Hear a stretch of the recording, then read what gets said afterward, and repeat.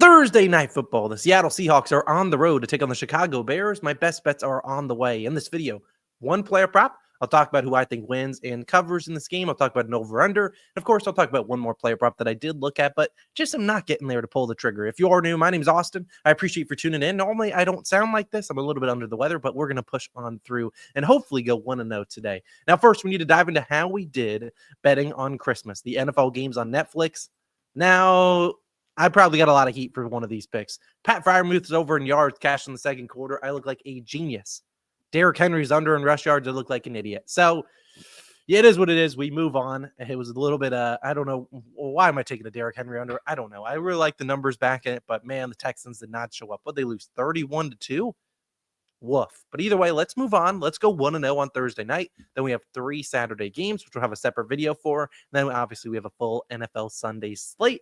Let's try to lock in and have a winning week. But either way, I appreciate you guys for tuning in. As I said, my name's Austin. If you ever need any sportsbook sign-up bonuses or deposit matches and things of that nature, all those details are down below. Posted right before this video was my NBA best bets video. We have been dominating the NBA yesterday on Christmas. We went 4-1, and hopefully we can continue to make money. I think we've profited on 9 of our last 10 NBA slates. It's been a great run over the last week or two for us. Let's keep that thing going. But let's dive into my favorite player prop in the week and for this game, and it's going to be a guy by the name of Geno Smith. I really like his under 34.5 passing attempts, minus 120 on Bet365. Now, if you are a FanDuel only bettor, you will notice their line's 32.5. Now, I don't hate the 32.5. Sometimes these lines can be pretty sharp.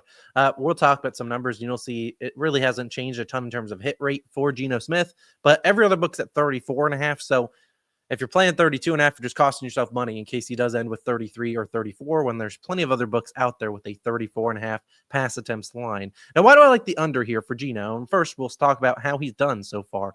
You look at it. Under in 8 of his last 9. So 52 pass attempts here. In fact, if you go early on in the season, they were throwing it a ton earlier this year. But then they kind of figured, oh, we don't need to throw it every down. And so we've seen over these last 10 games, last 9 to be specific, under an 8 of 9. Now, last week, he went over against the Vikings, a team you really can't run on. So not a huge surprise to see him go over there, 43 pass attempts. I expect him to hopefully get back down to going under here as he faces the Chicago Bears. Now, if you look at the Bears on the season, they are giving up the 30.3 pass attempts per game. That's the 7th fewest in the league.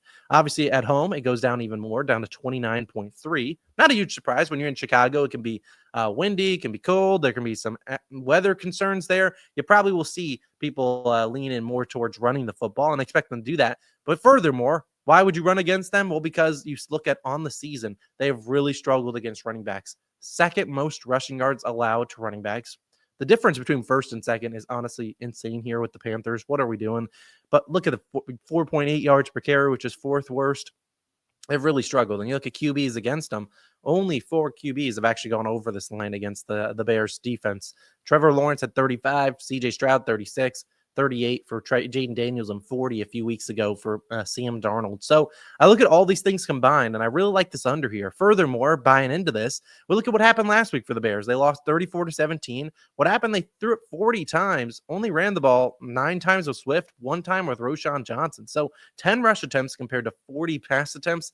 That just doesn't feel like a recipe for success if I'm the Bears. I really think they're going to lean heavily on the ground game early in this one. And obviously, them running the football helps us. We want the clock chewing. We want as few plays as run as possible for the Seattle Seahawks. And that's probably what we're going to get with them running the football a little bit more, being a little bit more successful. The Seahawks rush defense, been hit or miss this season, been better as of late, though. And then finally, you look at Geno Smith, 71.1% completion percentage. So he's been really good at completing passes, which obviously is ideal. We don't want 10 plus pass incompletions. I mean, we would like him to complete every single pass, because if he does that, there's no way he's going over 35 completions. So I really like this spot here to fade Geno Smith, not in terms of saying, hey, he has a bad game, because I really think he could have a good game, some big plays in there, but more so in terms of him not having to pass it as much. Now, I do not know the status of Zach Charbonnet. He is the running back. I expect him to be ready to go. He could be a little bit banged up, maybe not 100%, but I still think they'll be able to run against the Chicago Bears. And that's probably where they would want to lean on. Teams can run all over that defense. Obviously, they're gaining 5-6 yards per carry.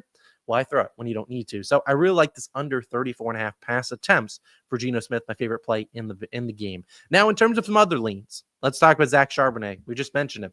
I leaned his over in rush yards. I'm not taking it because, well, we're kind of double dipping on narrative here. If Geno's going under in pass attempts, it probably means Zach Charbonnet's having a good game on the ground. However, what happens if Zach Charbonnet's struggling, or maybe they get into a negative game script? We could easily flip flop to 0-2. Whereas I'd prefer to just go 0-1 if that's the case. We just have a bad read on the game. So I don't mind Zach Charbonnet. I think he has a pretty good game. We've seen him have pretty good games filling in for Kenneth Walker III, who is out for this game. But again, I don't want to force two picks that kind of rely on the same exact game script. So instead, I won't force that pick. In terms of the game, though, where do I think this game ends? I kind of like the Seahawks -3, -3.5, depending on what book, what sign odds you're getting it on. Not sure it's my favorite lean of the game. I don't know. The Bears. When was the last time the Bears won a game? I mean, they have lost a lot in a row. I mean, I will look it up right now for us. They've lost what 8 or 9 in a row. They haven't since like October. Here, the Bears have obviously. Oh, I think my internet might have went out. Either way, I mean, they've lost. They haven't won since October 27th. They haven't won since London. Woof. But again, I lean the Seahawks. Obviously, they need to win these games. I think they need to win out. But I don't know if I'd bank on just saying, "Hey, this team needs to win," and that is how I would gauge a game. I still do think the Seahawks win this game, and hopefully they cover the -3. That obviously goes hand in hand with hopefully Geno's under in pass attempts. Hopefully they're leading, and he doesn't have to throw it as much. But honestly, a pick I lean a little bit more is the under in the first half, under 21.5. I've been pretty good on first half unders in NFL and college football, and I think this is a slower starting game. As I talked about, DeAndre Swift and Roschon Johnson got no work last week, so I expect the Bears to get going on the ground a little bit more, and that will obviously chew the first half's clock.